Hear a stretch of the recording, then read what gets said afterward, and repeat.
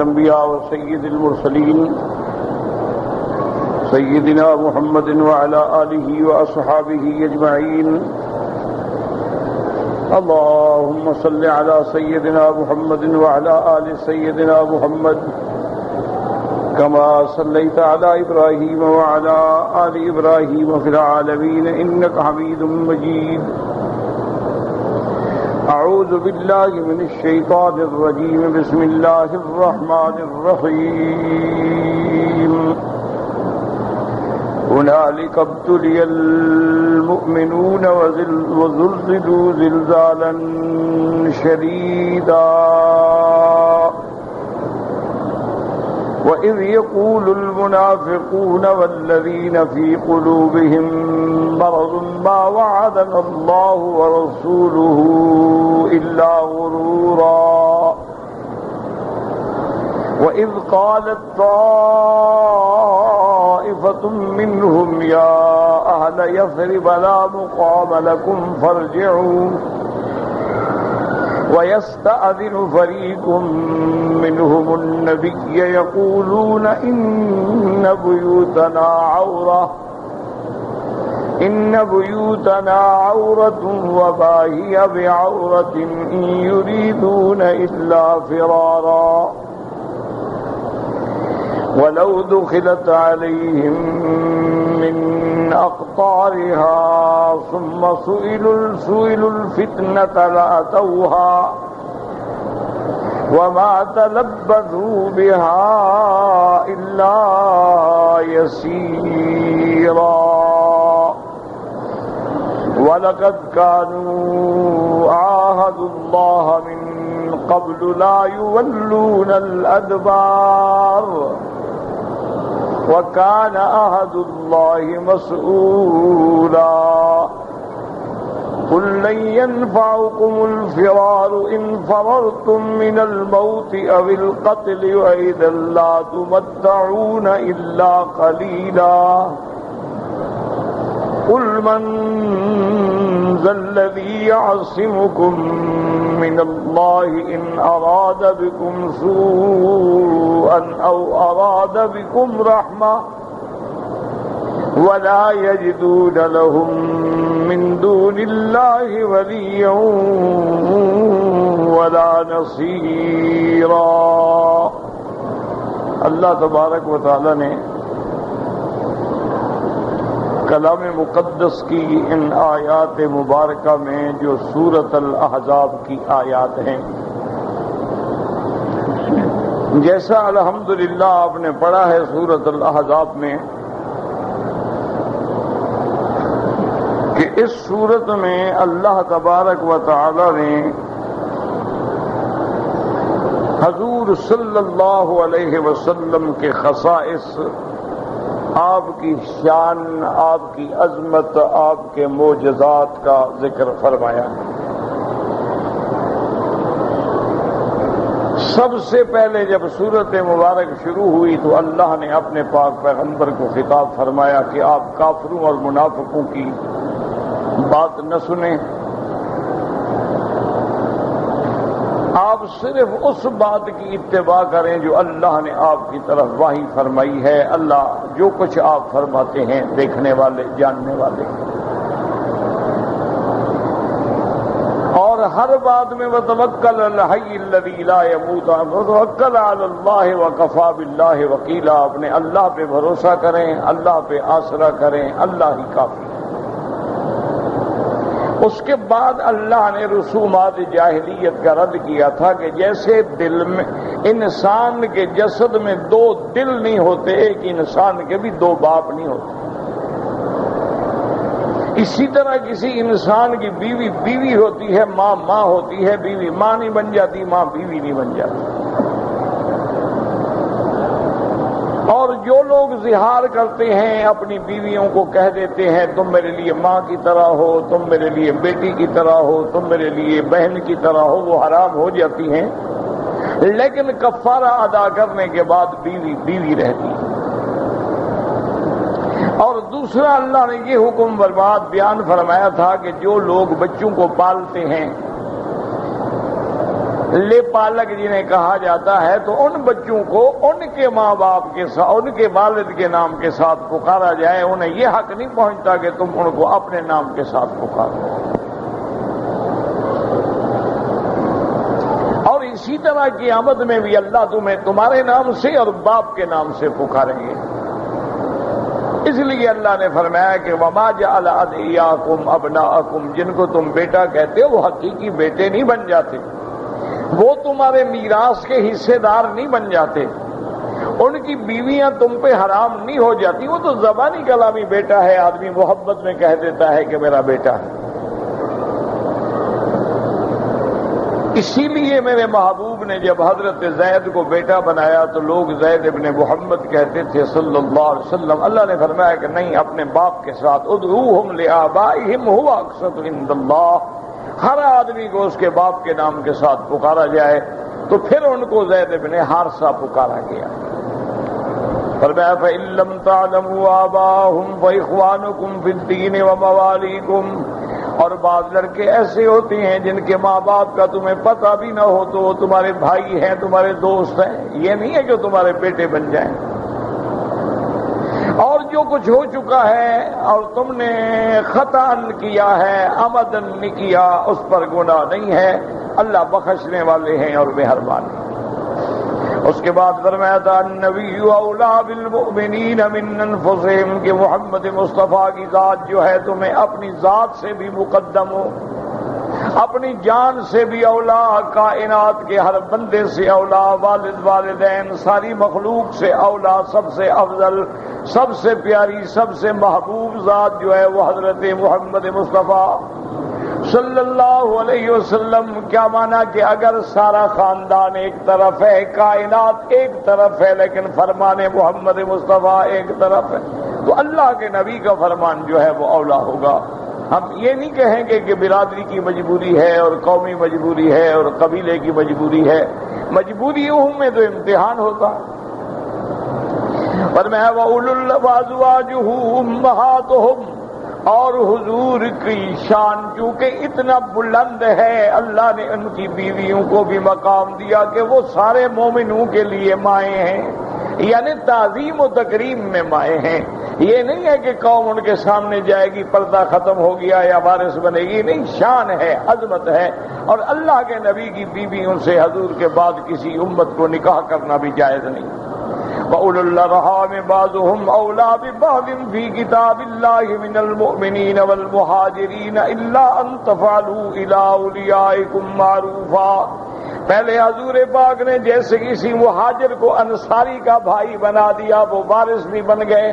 اللہ نے فرمایا اب بھائی بنانے سے کوئی وارث نہیں بنتا، وارث وہ ہوں گے جو رشتہ دار ہیں، وارث وہ ہوں گے جو ذوی الفروض ہیں، وارث وہ ہوں گے جو ذوی الارحام ہیں، وارث وہ ہوں گے جو ذوی الاسباط ہیں، اور اللہ نے ان میں ایک دوسرے کا درجہ اور حصہ زیادہ رکھا ہے۔ ہاں اگر کسی کے ساتھ تم بھلائی کر کے کچھ دینا چاہو تو تمہاری مرضی ہے، لیکن تمہارے وارث کون ہیں؟ تمہارے بیٹے ہیں، تمہاری بیٹیاں ہیں۔ یہ بھائی بنایا ہوا آدمی وارث نہیں بنتا ہے، جیسے بیٹا بنایا ہوا بیٹا نہیں بنتا، بیٹا بنایا ہوا وارث نہیں بنتا، اسی طرح اگر تم بھائی بھائی بن جاؤ تو ایک دوسرے کے وارث نہیں بنو۔ اب اگر اللہ نے فرمایا وَإِذْ أَخَذْنَا مِنَ النَّبِيِّينَ مِيثَاقَهُم مِّن قَوْمِ نُوحٍ وَإِبْرَاهِيمَ وَمُوسَىٰ وَعِيسَىٰ ابْنَ مَرْيَمَ وَأَخَذْنَا مِنْهُم مِّيثَاقًا غَلِيظًا، اللہ نے فرمایا کہ ہم نے پھر تمام پیغمبروں سے عہد لیا، وعدہ لیا، میرے محبوب آپ سے بھی، حضرت نوح سے بھی، حضرت موسیٰ اور حضرت عیسیٰ سے بھی بڑا پکا وعدہ لیا۔ ان 5 پیغمبروں کا نام اس لیے ذکر کیا گیا کہ یہ اولو العزم من الرسل ہیں، تمام پیغمبروں سے شان والے ہیں، اور سب سے زیادہ شان والے حضرت محمد مصطفیٰ ہیں۔ لِيَسْأَلَ الصَّادِقِينَ عَنْ صِدْقِهِمْ وَأَعَدَّ لِلْكَافِرِينَ عَذَابًا عَلِيمًا، تاکہ قیامت والے دن ہم سوال کر سکیں کہ پیغمبروں نے اپنا رسالت کا پیغام پہنچایا یا نہیں پہنچایا ہے، اور جو کافر ہیں ان کے لیے ہم نے عذاب دردناک تیار کر رکھا ہے۔ ان کے بعد پھر آیا قصہ احزاب۔ قصہ احزاب کا مختصراً خلاصہ یہ ہے کہ یہودیوں کی سازش سے مکے والے اور بنو غطفان اور اسی طرح باقی دیگر قبائل جو تھے، بنو اسلم ہیں، بنو اشجع ہیں، بنو فزارہ ہیں، ان سب نے مل کر فیصلہ کیا کہ مدینے پہ چڑھائی کرو اور اسلام کو ختم کرو۔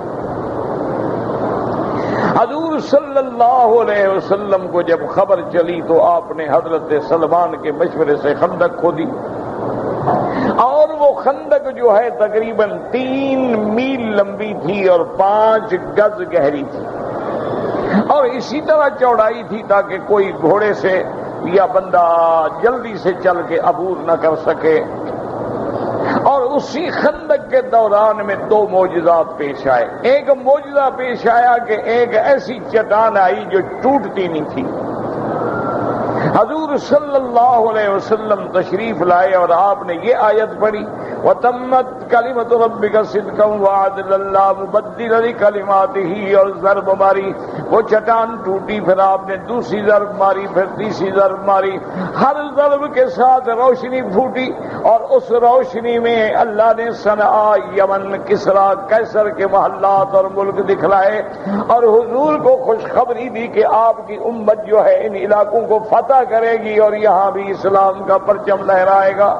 تو ایک معجزہ یہ بھی اسی خندق کے دوران آیا، اور دوسرا معجزہ حضرت جابر نے دیکھا رضی اللہ تعالیٰ عنہ نے کہ حضور پاک صلی اللہ علیہ وسلم کا متواتر مشقت، محنت کرنے سے اور آپ کو صحیح خوراک نہ ملنے سے آپ کے چہرے پر بھوک کے اثرات ہیں۔ اپنے گھر میں آ کے بیوی سے پوچھا کہ کچھ ہے، اس نے کہا کہ ہاں 1 سا کے قریب ہمارے پاس جو ہے، یعنی 3.5 سیر جو ہے، ایک چھوٹا بکرا ہے۔ اب فرمایا تم آٹا پیس لو، میں بکرا بناتا ہوں، اور حضور کو دعوت دے کے لے آتے ہیں۔ حضرت جابر نے دعوت کی، حضور نے فرمایا ہلموا یا معاشر الانصار والمہاجرین ہلموا الی دعوت جابر۔ حضور نے فرمایا کہ مہاجر و انصار سب کام چھوڑ دو، چلو حضرت جابر کی دعوت ہے۔ حضرت جابر حیران ہو گئے کہ 4-5 آدمیوں کا کھانا ہے، 3-3.5 سیر آٹا ہے اور ایک چھوٹا سا بکرا ہے، اور حضور نے تو سارے صحابہ کو بلا لیا، سارے صحابہ آ رہے ہیں، سینکڑوں کی تعداد میں۔ لیکن آپ نے بیوی سے پوچھا، بیوی سے کہا تو بیوی نے کہا اخبرت النبی صلی اللہ علیہ وسلم، کیا آپ نے حضور کو بتلا دیا تھا کہ ہمارے گھر میں یہ حال ہے؟ قال اخبر تو، اس نے کہا ہاں میں نے بتلا دیا۔ پھر بیوی نے کہا پھر پریشان ہونے کی کیا ضرورت ہے، پھر بلانے والا جانے اور اس کا خدا جانے۔ اب حضور صلی اللہ علیہ وسلم نے وہ کھانا خود تقسیم کیا، روٹیوں کے ٹکڑے بنا کے خود تقسیم کیے، سالن مبارک خود تقسیم کیا۔ حضرت جابر فرماتی ہیں کہ واللہ ساری قوم نے پیٹ بھر کے کھانا کھا لیا۔ میں جب دیگچی کی طرف دیکھتا تو نہ گوشت کم ہوا تھا نہ آٹا کم ہوا تھا، اسی طرح روٹیاں چل رہی تھیں۔ یہ معجزہ تھا حضرت محمد مصطفیٰ صلی اللہ علیہ وآلہ وصحبہ وسلم تسلیما کثیرا کثیرا۔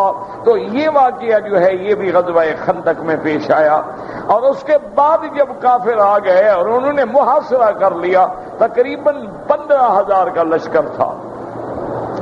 اب دیکھیں کافروں کی تعداد بڑھ رہی ہے، بدر میں 1,000 تھے، احد میں 3,000 تھے، احزاب میں 15,000 آ گئے مقابلے پر۔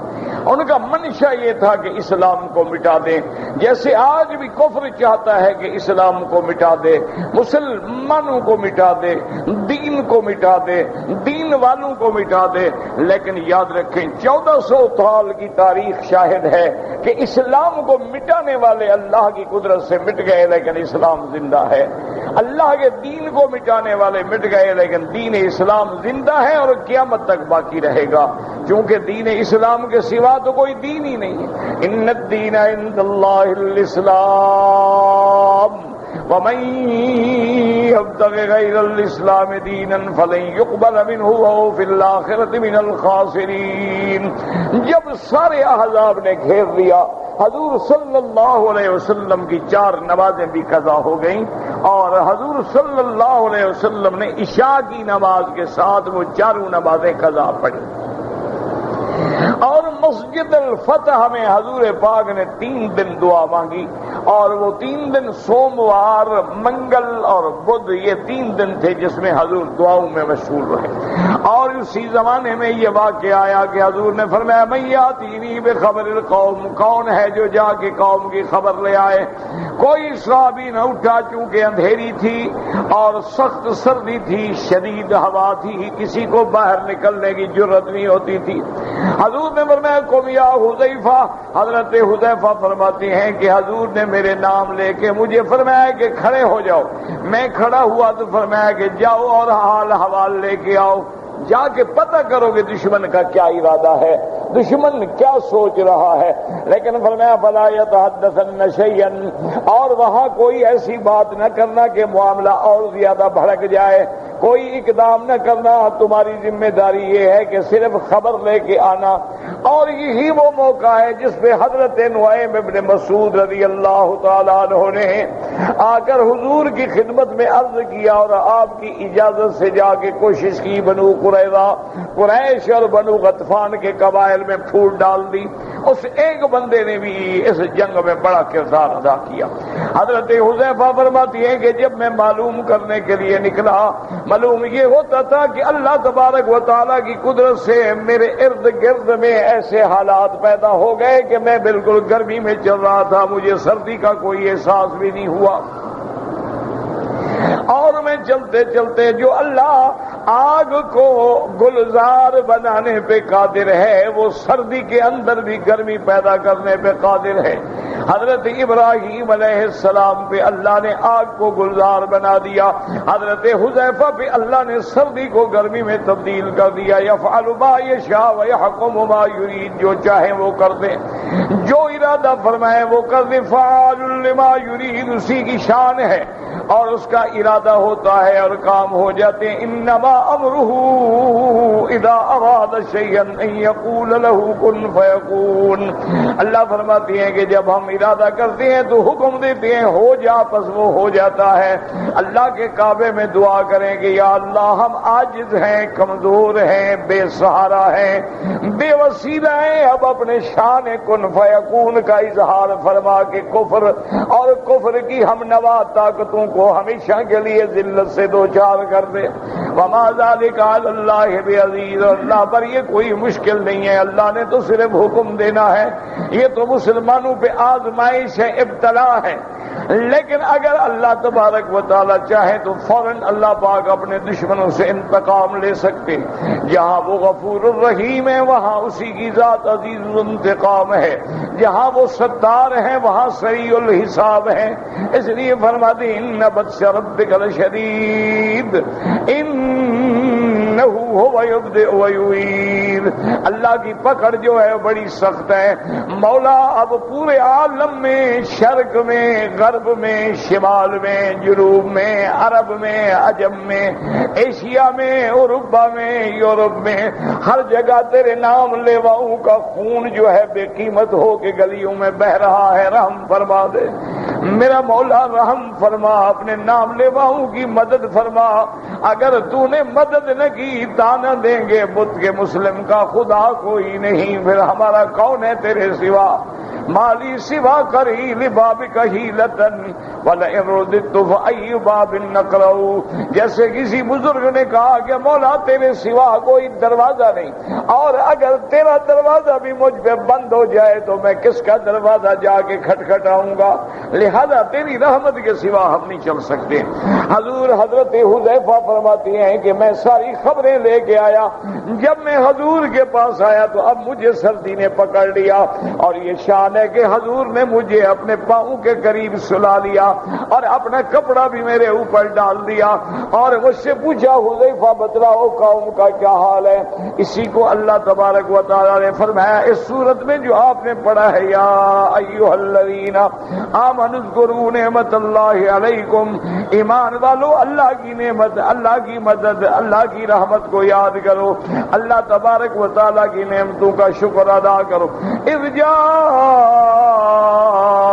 جاءتکم جنود، جب دشمن کے لشکر اکٹھے ہو کے آ گئے، فارسلنا علیہم ریحا وجنودا لم تروها، اور میرا مدنی آپ کی مدد کے لیے ہم نے ہوا بھیجی، آپ کی مدد کے لیے ہم نے ایسا لشکر بھیجا جو تمہیں نظر نہیں آیا۔ وَكَانَ اللَّهُ بِمَا تَعْمَلُونَ بَصِيرًا، اور جو کچھ تم کرتے ہو اللہ دیکھنے والا ہے۔ اور وہ وقت کیا تھا، اِذْ جَاءُوكُم مِّن فَوْقِكُمْ وَمِنْ أَسْفَلَ مِنْكُمْ، جب تمہارے دشمن اوپر سے بھی آ گئے اور نیچے سے بھی، چونکہ بنی قریظہ جو تھے وہ مدینے میں تھے، وہ نیچے والی جنم سے، اور قریش جو تھے وہ اوپر والی جنم، جب دونوں طرف سے دشمنوں گھیر لیا، وَإِذْ زَاغَتِ الْأَبْصَارُ، اور جب آنکھیں چندھیا گئیں، وَبَلَغَتِ الْقُلُوبُ الْحَنَاجِرَ، اور جب ڈر اور خوف سے دل نکل کے حلقوم میں آ گئے، وَتَظُنُّونَ بِاللَّهِ الظُّنُونَا، اور لگے تم خیال کرنے، کیا مانا، یہ فطری بات ہوتی ہے، یہ اللہ کے ہاں کوئی مواخذہ نہیں کہ اب دل میں خیال آنے لگے کہ اوپر سے بھی دشمن ہے نیچے سے بھی دشمن ہے، شاید اب ہم نہیں بچیں گے، شاید اب ہمارا کوئی حال نہیں ہوگا، شاید ہم شکست کھا جائیں گے، چونکہ اس سے پہلے احد میں بھی شکست ہو چکی۔ وَتَظُنُّونَ بِاللَّهِ الظُّنُونَا هُنَالِكَ ابْتُلِيَ الْمُؤْمِنُونَ وَزُلْزِلُوا زِلْزَالًا شَدِيدًا، اور یہی وہ وقت تھا جب مومنوں پہ امتحان آیا، اور مومن جو تھے وہ بھی ہل کے رہ گئے، وہ بھی کانپ گئے کہ یا اللہ یہ کیا ہو رہا ہے اور کیا ہو۔ یہ سابقہ درس کا خلاصہ تھا تاکہ آپ کو بات سمجھنے میں آسانی ہو۔ اور آج کے درس میں جو ہم نے آیات پڑھی ہیں، اللہ فرماتے ہیں وَإِذْ يَقُولُ الْمُنَافِقُونَ وَالَّذِينَ فِي قُلُوبِهِم مَّرَضٌ مَّا وَعَدَنَا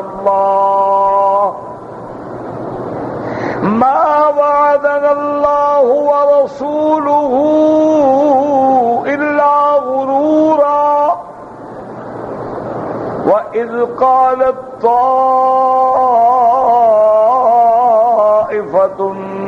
مِّنْهُمْ يَا أَهْلَ يَثْرِبَ لَا مُقَامَ لَكُمْ فَارْجِعُوا، وَيَسْتَأْذِنُ فَرِيقٌ مِّنْهُمُ النَّبِيَّ يَقُولُونَ إِنَّ بُيُوتَنَا عَوْرَةٌ وَمَا هِيَ بِعَوْرَةٍ إِن يُرِيدُونَ إِلَّا فِرَارًا۔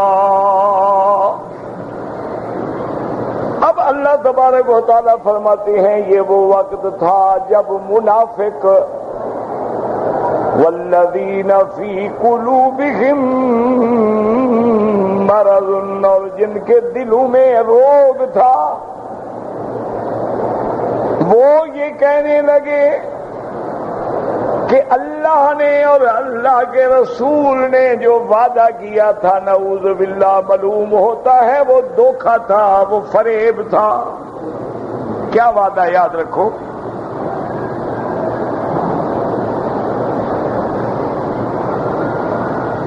اللہ کا وعدہ تھا کہ اِنَّا لَنَنصُرُ رُسُلَنَا وَالَّذِينَ آمَنُوا فِي الْحَيَاةِ الدُّنْيَا وَيَوْمَ يَقُومُ الْأَشْهَادُ۔ اللہ نے فرمایا میرا محبوب ہمارا وعدہ ہے کہ ہم اپنے رسولوں کی مدد کریں گے، ہم ایمان والوں کی مدد کریں گے دنیا میں بھی آخرت میں بھی۔ تو کہنے لگے جی وہ مدد کہاں گئی؟ اس لیے کہنے لگے معلوم ہوتا ہے جی بس وہ باتیں تھیں، کوئی وعدہ نہیں تھا۔ دوسری بات منافق کہنے لگے، جیسے آج بھی دیکھا نا مسلمان کہتے ہیں یار پتہ نہیں اللہ کی مدد کب آئے گی۔ دیکھو جی ہر جگہ مسلمان مر رہا ہے، ہر جگہ مسلمان ذلیل ہو گیا ہے، ہر جگہ مسلمان قتل ہو رہا ہے، ہر جگہ دین کے لوگوں کو مٹایا جا رہا ہے، پتہ نہیں اللہ کی مدد کب آئے گی۔ یہ غلط خیالات ہیں،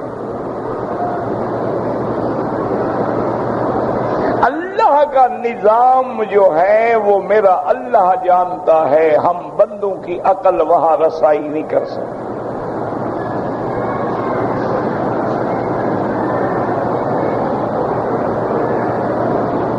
اس کی مثال دیکھیں کہ ایک آدمی باغ لگاتا ہے،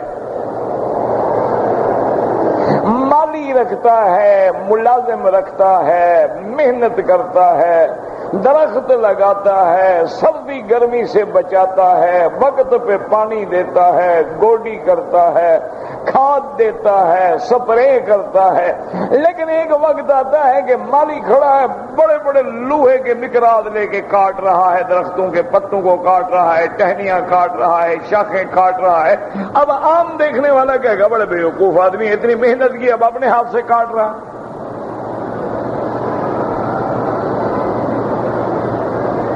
ایک عام آدمی جب دیکھے گا کہ دیکھو یہ باغ ہے، بہترین درخت ہے، دیکھو کاٹ رہا ہے، اور باغ پہ پھل لگا ہے، دیکھو کاٹ رہا ہے، عجیب بے وقوف آدمی ہے بھائی۔ لیکن کاٹنے والا جانتا ہے کہ یہ نیا پودا ہے، اس کو پہلا پہلا پھل لگا ہے، اس کی شاخ پھل کا بوجھ برداشت نہیں کرے گی، ٹوٹ جائے گی، لہذا پھل کاٹ دو، ذرا مضبوط ہونے دو اس کو۔ یہ مالی جانتا ہے کہ اگر ہم نے اس جگہ کو نہ کاٹا تو بیماری لگ جائے گی۔ تو اسی طرح نظام کائنات کا علم جو ہے وہ میرے اللہ کو ہے، ہم نہیں جانتے ہیں۔ اگر ہمیں کسی جگہ عذاب آتا ہے اس کی حکمت ہے، اس کو پتہ ہے کہ کیوں آ رہا۔ پھر اللہ تبارک و تعالیٰ کوئی ہماری باتوں کے پابند نہیں، ہم اللہ کے حکم کے پابند ہیں۔ وہ جب چاہے دشمن سے بدلہ لے، نہ چاہے تو نہ لے۔ دیکھو ہم تو عام آدمی ہیں نا، اللہ کے نبیوں کے سر پہ آرا رکھ کے ان کو دو ٹکڑے کر دیا گیا، اللہ کے انبیاء کو شہید کر دیا گیا، فرعون نے خدائی کا دعویٰ کر ڈالا، نمرود نے ابراہیم علیہ السلام کو آگ میں ڈلوا دیا، لیکن سینکڑوں سال اقتدار کی کرسی پہ اور تخت پہ بیٹھے رہے۔ اللہ کا نظام ہے۔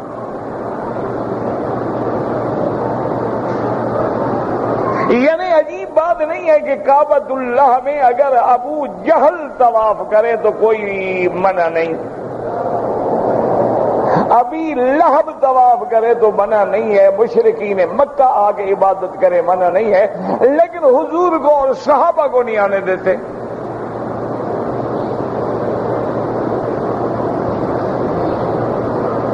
اور دھمکی دیتا ہے ابھی جہل کہ واللہ یا محمد، کہ محمد مصطفیٰ لو رأیتک، میں نے آپ کو اگر پھر دیکھا کعبے کے قریب نماز پڑھتے ہوئے میں آپ کو کچل ڈالوں گا۔ اللہ کی شان نہیں ہے کہ کافر طواف کرے لیکن اللہ کا نبی نہ کرے، کافر کعبۃ اللہ کے اندر داخل ہو لیکن محمد مصطفیٰ چابی مانگے تو نہ ملے۔ یہ اللہ کا نظام ہے، ہم جاہل ہیں، ہم پریشان ہو جاتے ہیں۔ وجہ کیا ہے کہ نہ ایمان ہے نہ علم ہے۔ ہم نے یہ سمجھ رکھا ہے کہ مسلمان کو کسی جگہ تھپڑ لگے تو بس فوراً خدا پکڑ لے ان کو۔ یہ کیا بات ہے بھائی؟ یہ اس کا نظام ہے، وہ بادشاہوں کا بادشاہ ہے، وہ ساری کائنات کا بادشاہ ہے۔ کافر بھی تو اس کی مخلوق ہے نا، یہودی بھی اس کی مخلوق ہے۔ وہ تمہیں رزق دیتا ہے تو کتے کو کون دیتا ہے؟ وہ تمہیں رزق دیتا ہے تو خنزیر کو کون دیتا ہے؟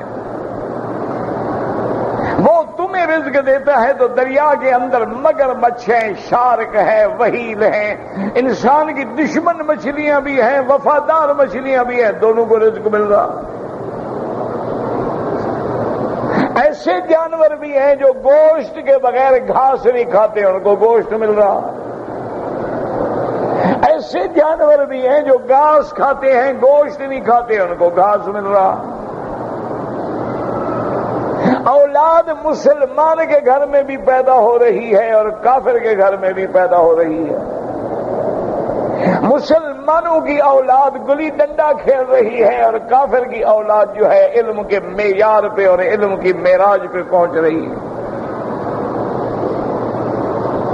یہ اس کا نظام ہے. اس کو سمجھنے کے لیے سب سے پہلی ضرورت یہ ہے کہ تمہیں وہ اینک لگانی پڑے گی جو اینک ہے محبت محمد مصطفیٰ کی. اینک سبز لگاؤ تو ملک سبز نظر آتا ہے، سرخ لگاؤ تو سرخ نظر آتا ہے. جب تک ہماری آنکھوں پہ وحی کی اینک نہ لگے، حضور کی محبت کی اینک نہ لگے، صحابہ کی زندگی کی اینک نہ لگے، اہل بیت کی شان کی اینک نہ لگے، پھر یہ نظام سمجھ نہیں آتا. یہ وہ چاہے، اگر چاہے تو یزید کی بما طاقت کے خدا مٹا ڈالے، لیکن حضرت حسین تڑپ رہے ہیں، شہید ہو رہے ہیں، بچے شہید ہو رہے ہیں، بیویاں خیمے میں بیٹھی ہوئی آنسو بہا رہی ہیں. اس کی مرضی ہے، کچھ بھی نہیں ہوتا یزید کو.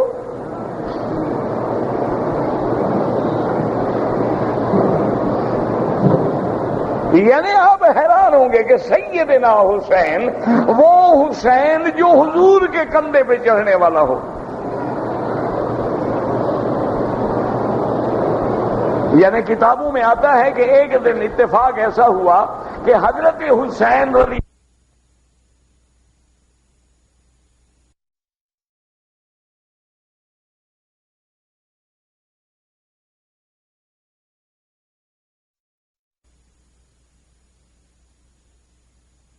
بیٹھے ہوئے ہیں، ٹانگیں نکالی ہوئی ہیں اور حضور کی زلفیں پکڑی ہوئی ہیں. چھوٹا بچہ ہے، بچے کو کیا ہے بھائی.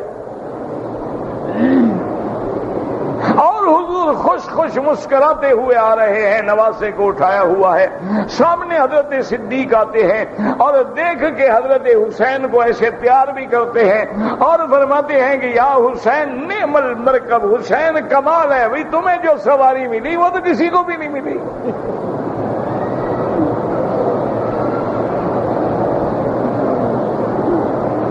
حضور نے فرمایا ابو بکر تم نے بات مکمل نہیں کی.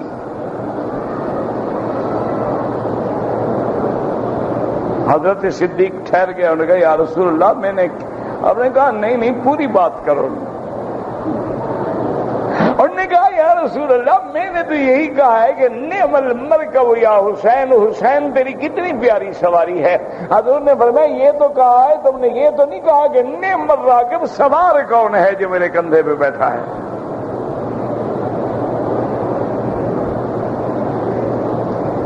اور یہ وہ سیدنا حسین ہیں جن کو حضور زمین پہ کرتے کی وجہ سے گرتا ہوا برداشت نہیں کر سکتے.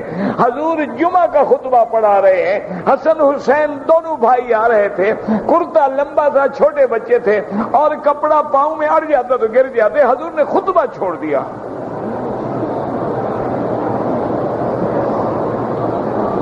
جمعہ کا خطبہ چھوڑ دینا کوئی معمولی بات نہیں ہوتی، وہ تو نماز ہے. بھائی ظہر کی کتنی رکعتیں ہیں؟ ہاں جی بھول گئے، 2 آدمی بتاتے ہیں. ظہر کی کتنی نماز رکعتیں ہیں؟ ہاں جی 4. اور جمعہ کی 2 کے بجائے کیا ہو گیا؟ تو خطبہ تو نماز ہے. اور اللہ کا نبی خطبہ دینے والا ہے، کوئی عام مولوی نہیں.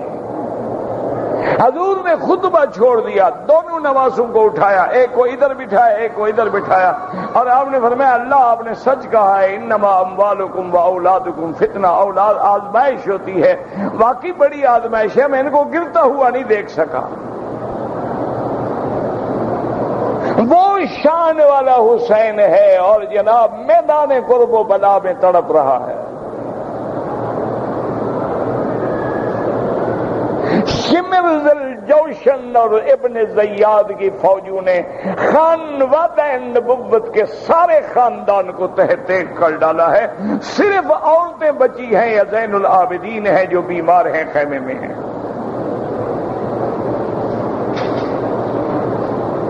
کیا ہو گیا ان کو جی؟ آپ کہیں گے اچھا کمال ہے، اچھا خدا ہے،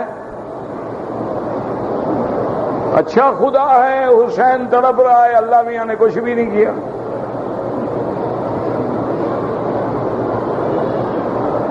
اس اس لیے کہ ہم جاہل ہیں، ہم سمجھتے نہیں ہیں، اس کا نظام ہی الگ ہے۔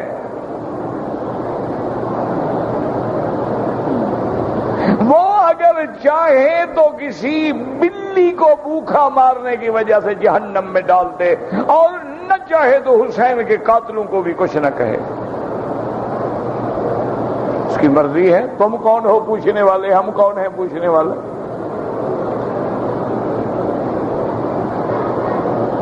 یہ اس کا نظام نہیں ہے کہ میرا محبوب دو عالم مکے میں آئے تو کانٹے بچھائے جائیں اور کافر آئے تو پھول برسائے جائیں۔ اس لیے گھبرایا نہ کریں، ہر بات پہ کہا کریں رضینا باللہ ربن، اللہ ہم تیری رضا پہ راضی ہیں، ہم تیرے ہر فیصلے پہ راضی ہیں۔ نؤمن بالقدر خیرہ و شرہ من اللہ تعالی والبعث بعد الموت۔ اس لیے اب دیکھیں یہ منافقوں کا کردار ہوتا ہے، او جی اللہ کے نبی کا وعدہ کہاں گیا، اللہ کی مدد کہاں گئی؟ او حضور تو جب پتھر توڑ رہے تھے فرماتے تھے کہ میری امت کیسر و کسرا فتح کرے گی، اور ہم تو پیشاب کرنے کے لیے بھی اپنے خیمے سے باہر نہیں نکل سکتے، وہ وعدے کہاں گئے؟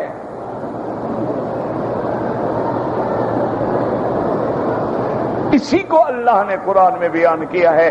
اگر ہم بھی یہی کہیں گے تو معلوم ہوا مومن نہیں منافق ہے،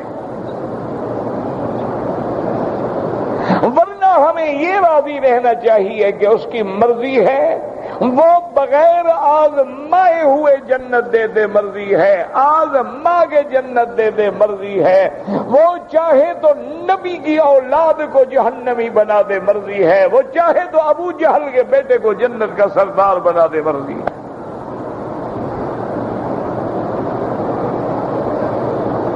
رضینا باللہ ربا وبالاسلام دینا وبمحمد نبیا ورسولا وبالقرآن اماما۔ اور آگے دیکھیں، اور پھر ان منافقوں میں دو حصے ہو گئے، بعض تو کھلے منافق تھے۔ وَإِذْ قَالَتْ طَائِفَةٌ مِّنْهُمْ وَإِذْ قَالَتْ طَائِفَةٌ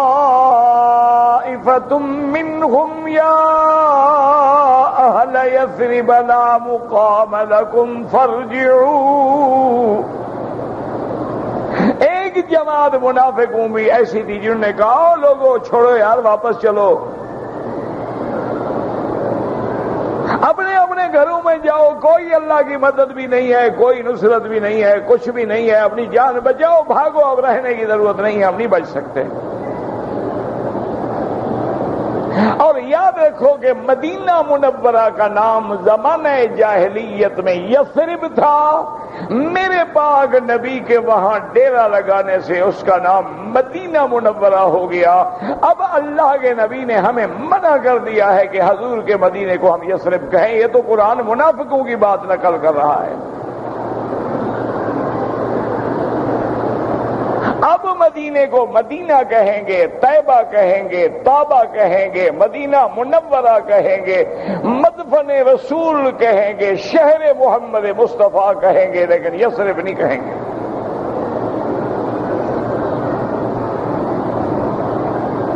یہ اللہ نے ان منافقوں کی بات رکھا، وَإِذْ قَالَتْ طَائِفَةٌ مِّنْهُمْ يَا أَهْلَ يَثْرِبَ، کہ اے مدینے والو چلو واپس چلو، لا مقام لکم فارجعوا، لوٹو واپس۔ وہ واپس ہو گئے۔ اور ایک منافقوں کی دوسری قسم تھی جو چھپے ہوئے تھے، وَيَسْتَأْذِنُ فَرِيقٌ مِّنْهُمْ النَّبِيَّ، جو کھلے منافق تھے انہوں نے تو کہا کہ چلو جی بس کوئی کیا لڑائی ہے، باہر 15,000 کا لشکر ہے، یہاں 700-800 آدمی مرنا ہے ہم نے۔ اور جو کچھ چھپے ہوئے منافق تھے وہ حضور کے پاس آئے اور کہنے لگے کہ یا رسول اللہ، ہمارے لیے بڑی مشکل ہو گئی ہے، ان بیوتنا اورا، ہمارے گھر پیچھے خالی پڑے ہوئے ہیں، ہم ادھر آ گئے ہیں اور دشمن ہمارے گھر میں داخل ہو گئے تو ہم کیا کریں گے؟ مہربانی کریں اجازت دیں ہم اپنے بیوی بچوں کی حفاظت تو کریں۔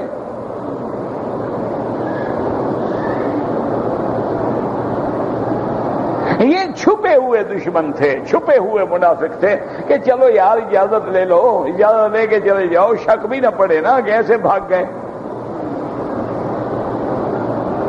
وَيَسْتَأْذِنُ فَرِيقٌ مِّنْهُمُ النَّبِيَّ يَقُولُونَ إِنَّ بُيُوتَنَا عَوْرَةٌ وَمَا هِيَ بِعَوْرَةٍ۔ اللہ نے فرمایا میرا مدنی ہم تو جانتے ہیں ان کے گھر کوئی خالی والی نہیں، بہانہ بنا رہے ہیں۔ إِن يُرِيدُونَ إِلَّا فِرَارًا، یہ تو صرف یہاں سے بھاگنا چاہتے ہیں اور کچھ نہیں۔ اس کے بعد میرے اللہ نے ارشاد فرمایا اگلی آیت میں وَلَوْ دُخِلَتْ عَلَيْهِمْ مِنْ أَقْطَارِهَا ثُمَّ سُئِلُوا الْفِتْنَةَ لَأَتَوْهَا۔ اللہ نے فرمایا میرا مدنی جو آج گھروں کے بہانے بنا کے بھاگ رہے ہیں نا، اگر کل کافر آ جائیں اور ان کو کہیں یار چلو ہمارے ساتھ ہم لڑتے ہیں، یہ فوراً نکل آئیں گے، لڑنے کے لیے تیار ہو جائیں گے، پھر گھروں کا کوئی خیال نہیں آئے گا۔ یہ تو اصل میں آپ سے دشمنی کر رہے ہیں، آپ کی طاقت کو کمزور کرنا چاہتے ہیں۔ نہ ان کے گھر خالی ہیں نہ یہ کمزور ہیں۔ اگر ان کو کفر بلائے وما تلبسوا بها الا یسیرا، پھر یہ ذرا سی بھی دیر نہ لگائیں۔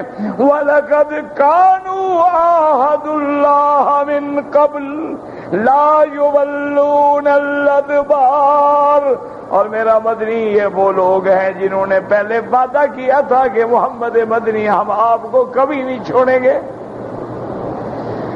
ہم کبھی پشت دے کے نہیں بھاگیں گے۔ اللہ نے فرمایا میرے نبی فکر نہ کرو، وَكَانَ عَهْدُ اللَّهِ مَسْئُولًا، جو انہوں نے وعدے کیے تھے نا وہ سب پوچھا جائے گا۔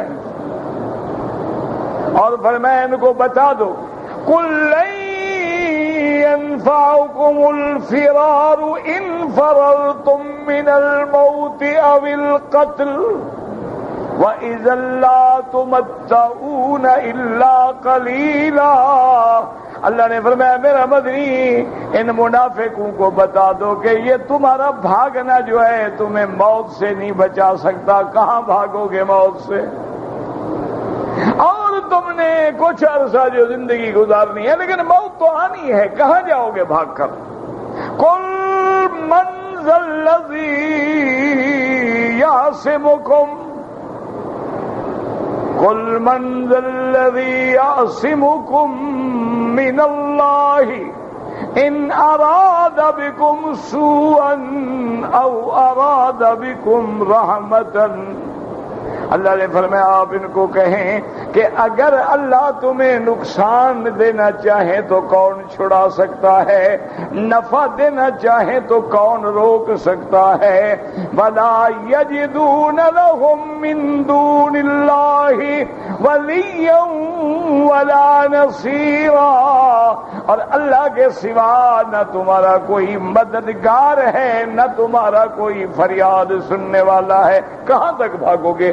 تو اللہ تبارک و تعالی نے اس جنگ احزاب میں ہوا بھیجی اور فرشتے بھیجے، پورے دشمنوں کی فوج کو اٹھا کے ہوا نے پھینک دیا، تتر بتر ہو گئے، ذلیل خوار خائب خاسر ہو کے سب واپس لوٹ گئے۔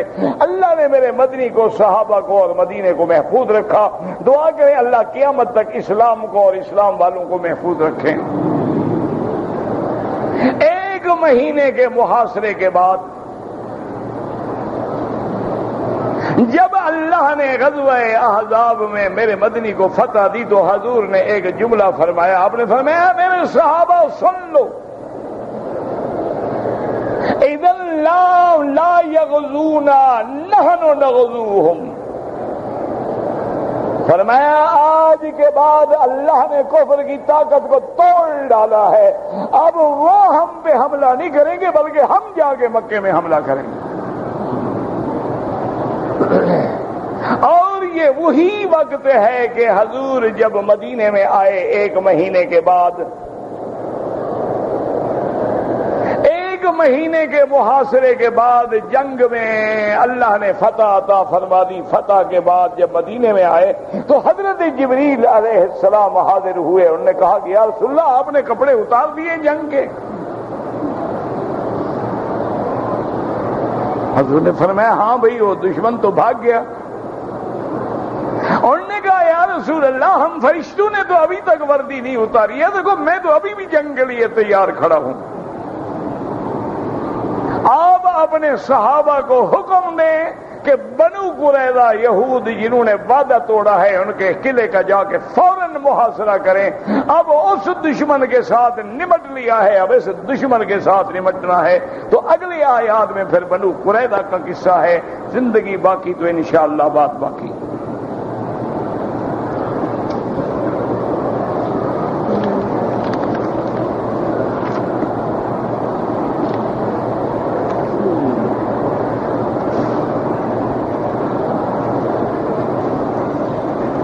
بہرحال آپ اپنی بیوی کو بلانا چاہتے ہیں، بیوی نوجوان ہے تو بغیر محرم کے سفر نہیں کر سکتی۔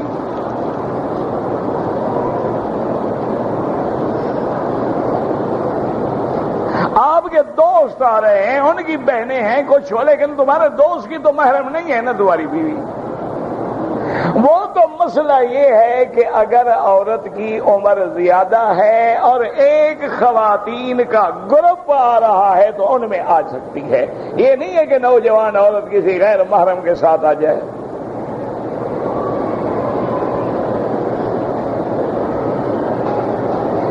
اگر کسی آدمی نے گناہ سے تنگ آ کے یہ کہہ دیا کہ اگر میں یہ گناہ دوبارہ کروں تو میں اسلام سے خارج ہوں گا، پھر کر لیا، توبہ کرو، استغفار پڑھو، کلمہ پڑھو اور آئندہ احتیاط کرو۔ اور اگر قسم کھائی تھی کہ اللہ کی قسم، تو پھر 10 مسکینوں کو 2 وقت کا کھانا بھی کھلاؤ۔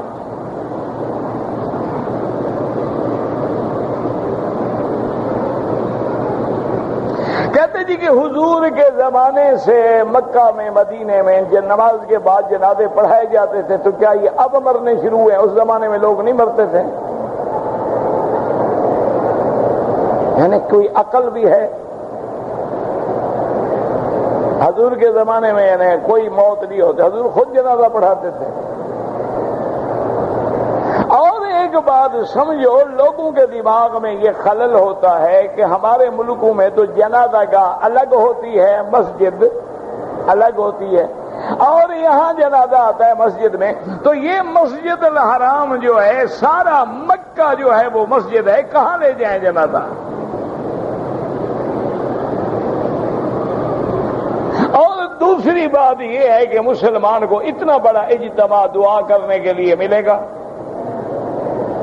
تو ہر آدمی کی تمنا ہوتی ہے کہ میرا جنازہ مدینے میں ہو، مکے میں ہو، لاکھوں بندے کھڑے ہو کے کہیں اللہم اغفر لحینا و میتنا، اللہ کسی کی فریاد تو سنیں گے۔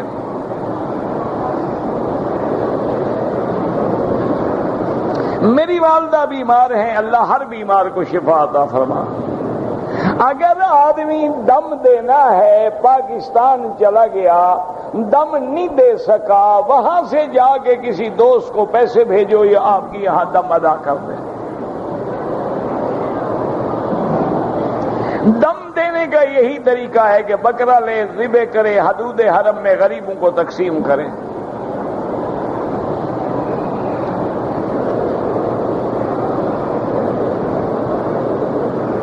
میں پہلے حج عمرہ کر چکا ہوں، اب جب عمرہ کیا تو سر کی چوٹی سے بال کٹوائے، اگر تھوڑے سے کٹوائے ہیں تو دم پڑ گئی۔ یہ نہیں ہوتا جو ایک دفعہ حج عمرہ کر لے اس پہ سارا کام معاف، جو 2 عمرے کر لیں پھر احرام بھی نہ باندھیں، یہ کیا بات ہوئی؟ جب بھی عمرہ کرو گے، حج کرو گے، نیت کی اور اسی طرح سارے احکام لازم، جب بھی نماز کی نیت کریں گے سارے احکام لازم ہو گئے۔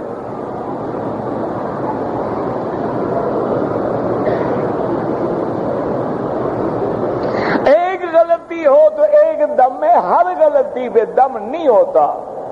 جب واجب کا ترک کیا جائے تو دم ہوتا ہے، فرض چھوٹ جائے تو عمرہ ہی باطل ہو جاتا ہے۔ ہر چیز کا الگ مسئلہ ہے۔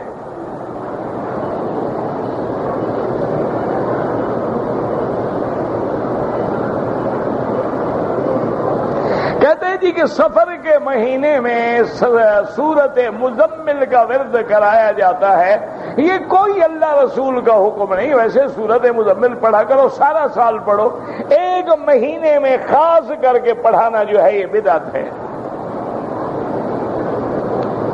عورتیں نماز جنازہ پڑھ سکتی ہیں، اگر عورتیں مر جائیں تو ہم ان کا نماز جنازہ پڑھ سکتے ہیں، تو وہ ہمارا کیوں نہ پڑھیں گے؟ دشمن ہے ہماری۔ مسئلہ یہ ہے کہ عورت اپنے گھر سے نماز جنازہ پڑھنے کے لیے نہ نکلے، لیکن مسجد میں موجود ہے، باقی نماز بھی پڑھے گی، جنازہ بھی پڑھے گی۔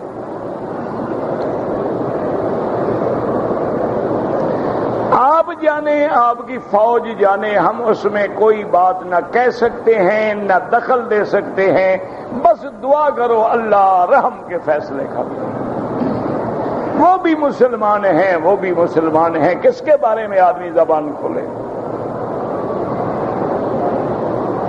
عورتیں اپنے گھر میں جمعہ پڑھیں، گھر میں جمعہ ہوتا ہی نہیں، جمعہ ہوتا ہی جامع مسجد میں ہے۔ مردوں کا نہیں ہوتا تو عورتوں کا کیسے ہو گیا؟ غیر مسلم بے حرمتی کرے یا مسلمان کرے، اللہ کو بھی اپنے گھر پیارے ہیں، وہ فیصلے وہ جانے، اس کا کام جانے۔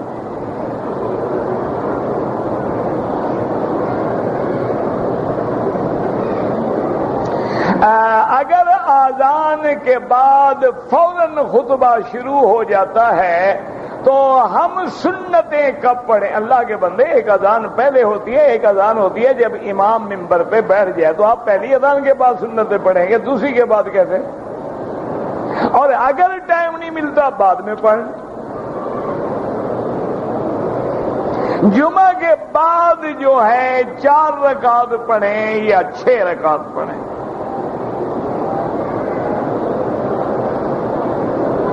اگر عصر کے بعد طواف کریں تو احناف کے نزدیک 2 رکعت مغرب کے بعد پڑھیں۔ امام احمد ابن حنبل رحمت اللہ علیہ کے نزدیک ہر وقت جائز ہے۔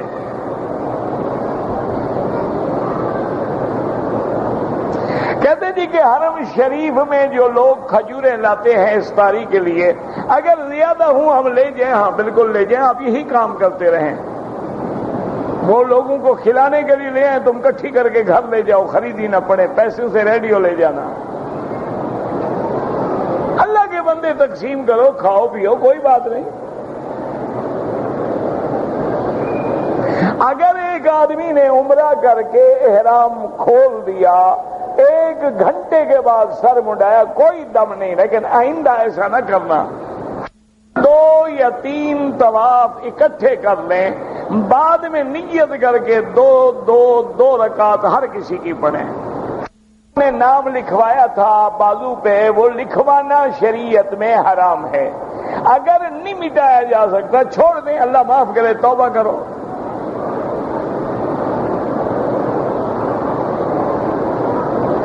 ہمارے ہاں ایک سائیں ہیں، وہ جو ڈھول اور چمٹے بجا کے کلمے پڑھتے ہیں، یہ شریعت کے خلاف ہے، سنت کے خلاف ہے۔ اگر ڈھول تماشے اور چمٹوں سے کلمہ پڑھنا جاتا تو پہلے صحابہ پڑھتے۔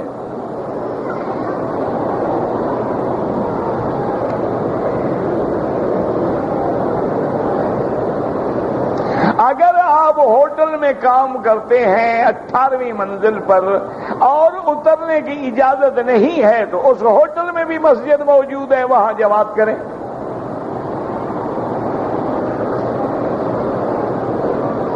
والدہ بیمار ہیں، اللہ ہر بیمار پہ رحم فرماؤ۔ میرے پاس 1 لاکھ روپے ہیں، کتنے سال کے بعد؟ ہر سال زکات دینی ہوگی 2.5%۔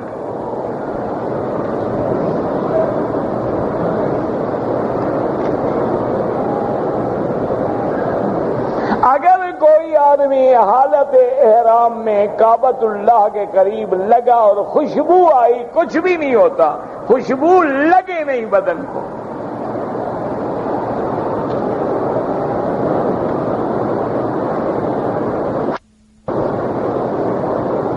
ہم تو الحمدللہ جمعہ کی اذان کے بعد سنتیں پڑھتے ہیں باقاعدہ اور 4 رکعت پڑھتے ہیں. پتہ نہیں تم کیسے نہیں پڑھ سکتے ہو. یا تو تمہاری سنتیں لمبی ہیں یا تمہیں پہلی اور دوسری اذان کے فرق کا ہی پتہ کوئی نہیں.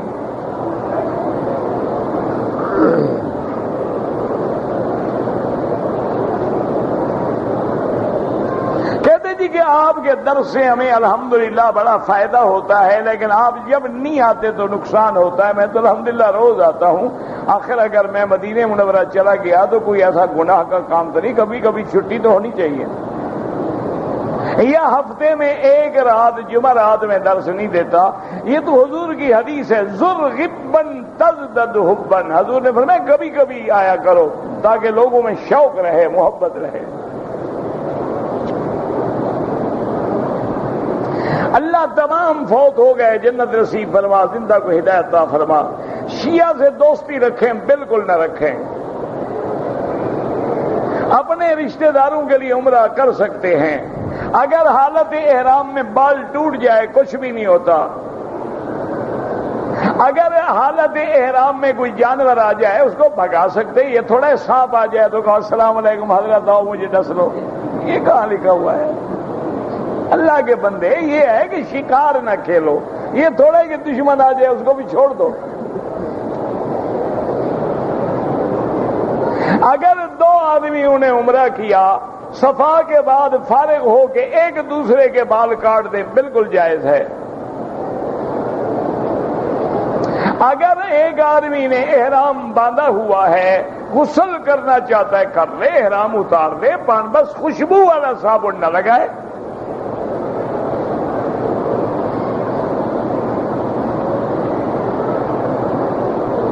اگر ہم چھوٹے بچے کو باندھ کے عمرہ کریں بالکل جائز ہے. مجھے ہر وقت وسوسے آتے ہیں، کوئی بات نہیں، آخری صورتیں پڑھا کرو. میں نے آپ کی کیسٹیں لینی ہیں، نہ میں نے کبھی رکھی نہ کبھی بیچی ہے. کوئی مجھے بھی دے جاتا ہے تو میں دوستوں کو دے دیتا ہوں. ویسے ملتی ہیں بازار میں، جہاں چاہیں لے لیں. مدینہ منورہ سے واپسی پہ ہم نے عمرہ نہیں کیا. اگر کوئی عذر ہے تو کوئی حرج نہیں، ورنہ واپس جا کے عمرہ کرو، ورنہ دم دینی پڑے گی.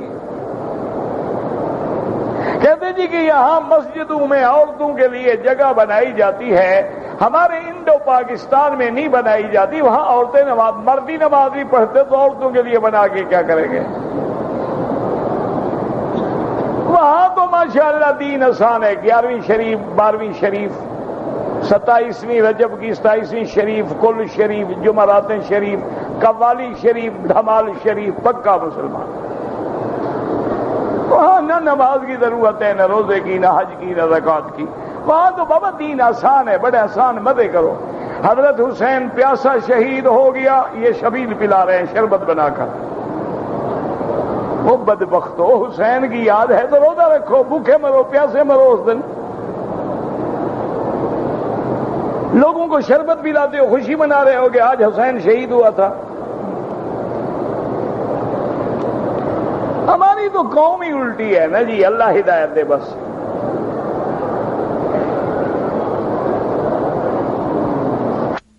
ہم نے عورت کا آپریشن کرایا، ناکام ہو گیا، اولاد نہیں ہوتی، اور عورت کی بہن سے شادی کر، یعنی دونوں بہنوں کو اکٹھے رکھنا چاہتے ہو، بالکل حرام ہے. جب بیوی مر جائے یا طلاق دے دو تو پھر اس کی بہن کو لے آؤ. تم نے آپریشن کرایا اسی لیے ہوگا کہ بہن پہ نظر رکھی ہوئی ہوگی. اتنا تو ہم بھی جانتے ہیں، اتنا پیر میں بھی ہوں.